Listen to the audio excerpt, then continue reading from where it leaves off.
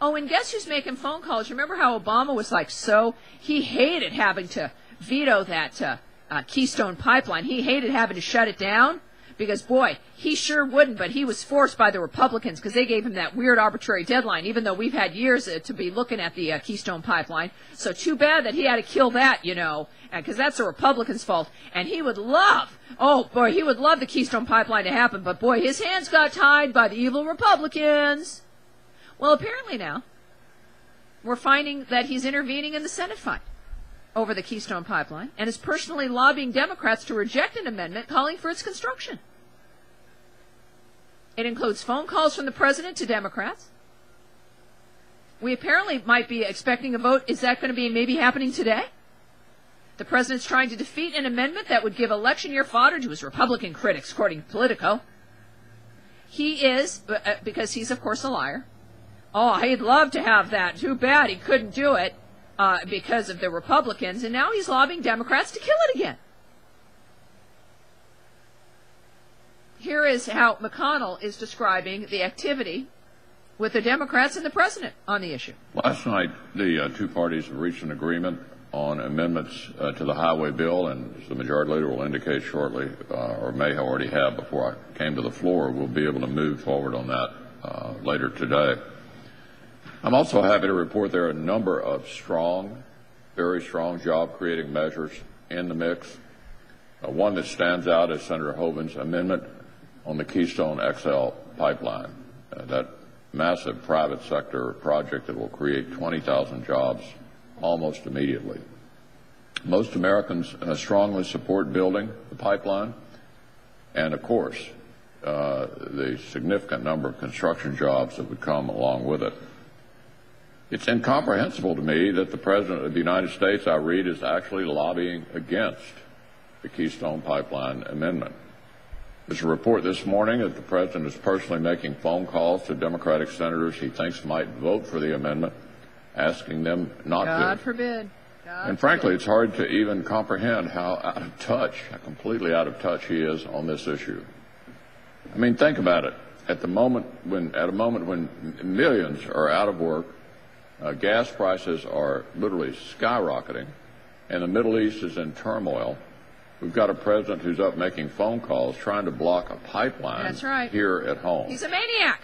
It's really almost unbelievable. It is unbelievable. What He's a we're seeing in maniac. Congress this week is a study in contrast.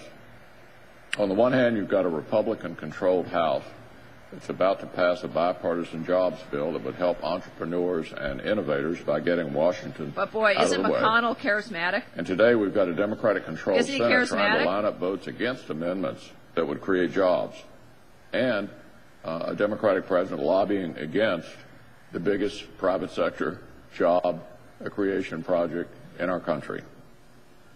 So we've got an opportunity to work together to create jobs. We can do that with these amendments, and we can do that by taking up the bipartisan job. Okay. Yeah, boy, he sure is charismatic conveying that message. But just so you heard it from the horse's mouth, that's what they're doing. Obama tells you one thing out of one side of his mouth. For all you liberals listening, this is also, though, what the left always told me. It's like, don't listen to what our politicians say. Watch what they do. Don't listen to what our being liberal politicians say. Watch what they do. I'd say that needs to be applied really to both sides of the aisle. Don't listen to these people. Watch what they do. Watch what they vote for. Watch their actions. That's the key.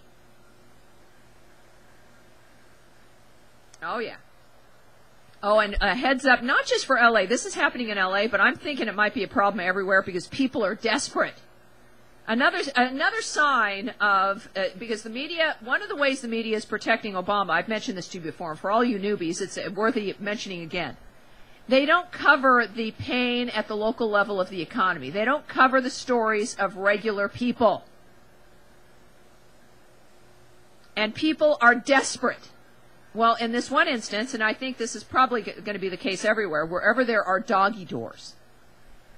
Los Angeles police are warning homeowners, because there is a rash of these now, about burglars entering homes through doggy doors. Authorities said there have been at least 7 to 8 of these kinds of burglaries in the West Valley alone, all recently. They enter through the doggy door, spray the pets with some type of pepper spray, which is easy enough to do. They've also seen more cases where the suspects break into the house from the second floor using a ladder. Officers apparently are recommending that residents secure dog doors and put an alarm on the second story of their homes. Normally you just thought a raccoon would be a problem, right? Using your doggy door, which happens all the time out here, by the way. All the time. One person on the interweb tubes out here in LA says, my house was robbed on the 29th in broad daylight in a family-friendly neighborhood. My front door was kicked in. My 3 dogs were pepper sprayed. The house was ransacked. Family heirlooms stolen, along with hunting rifles and my laptop. You do not need to have a doggy door or a second floor to be a victim. I wonder what would have happened had I been home. Well, you know, these another thing you might not have the money for is a home alarm. And yes, you got dogs. Those are going to be keeping people who are looking for easy targets at bay. But people who are serious will go in there and pepper spray your babies. So, a home alarm, what is it, $99 a month? Another thing to add to the list because of Obama's economy. Got to get the home alarm. I don't know what else to do. Double lock so doors can't be kicked in. Broad daylight. I suppose if you have a bunch of dogs, it would be harder to get all of them at once. If you had 4 dogs, it's horrible. But it is, it's happening. And a little scary. But it is, it's happening. Oh, you know, there was a solar storm that was supposed to happen. It diverted Rick Santorum's plane. Apparently, the big scary solar storm was a little bit of a dud, though, but it did hit Earth. And there is more to come. That's right. This was, I guess, at 5:45 this morning, 5:45 a.m. this morning, Eastern Time, the geomagnetic storm from a massive solar flare rippled the surface of the sun and finally reached the Earth's atmosphere.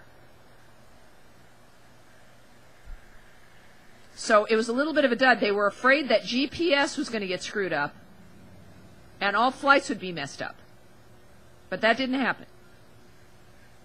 Spaceweather.com, that's a good place to go check out. They kept an eye on this. They said that this morning's impact was weaker than expected, causing, quote, only a mild geomagnetic storm. But they said that the storm could intensify in the hours ahead. Boy, I bet you, do you think Al Gore's on it? Do you think, I don't know, is this George W. Bush's fault too?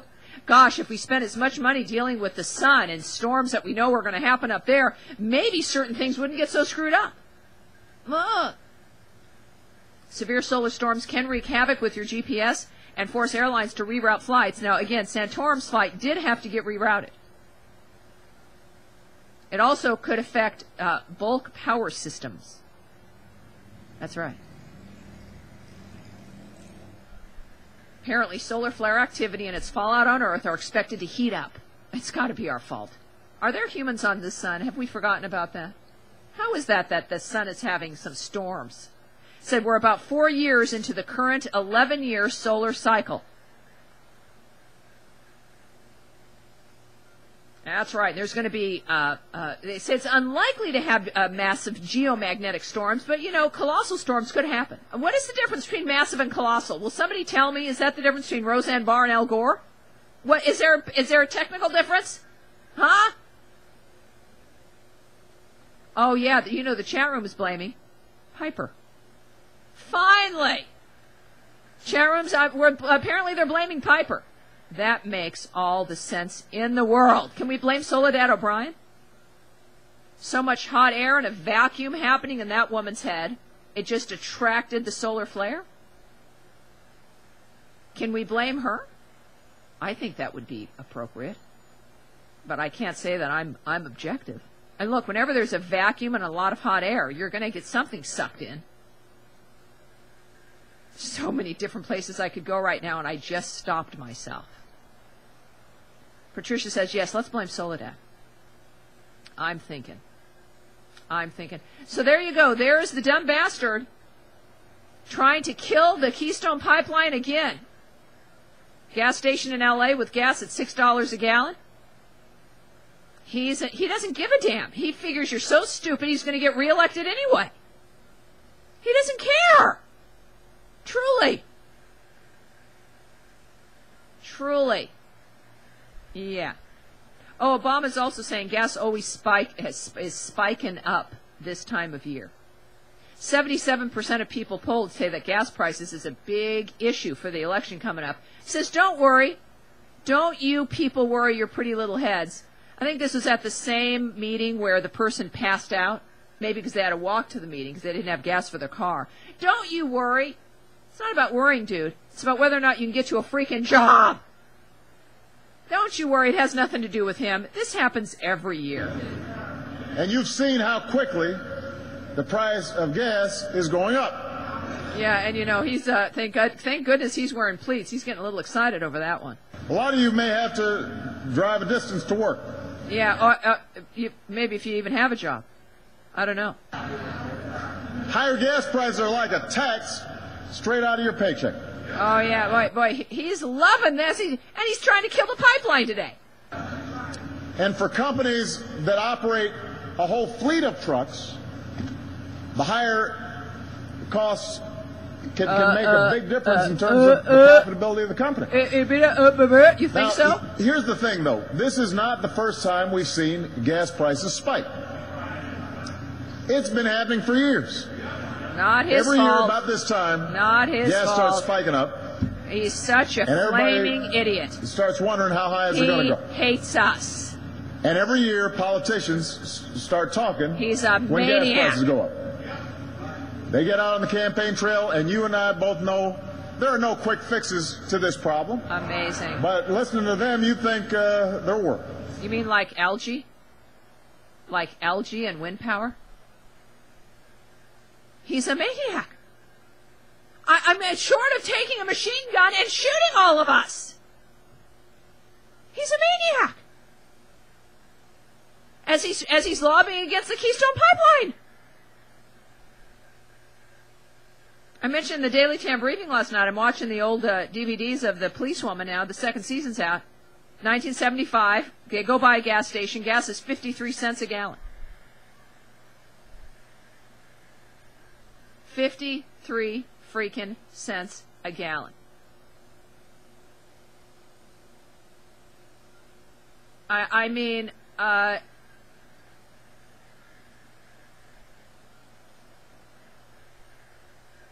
don't even know what to tell you. But that's what. Look, does he think that's going to get? This is what he thinks of his own base, and maybe of people of color. That you're morons. That you can't figure out that you've not been living your life knowing what's been going on in this country. We'll see. It's up to us. It is up to us. That is it for the live show.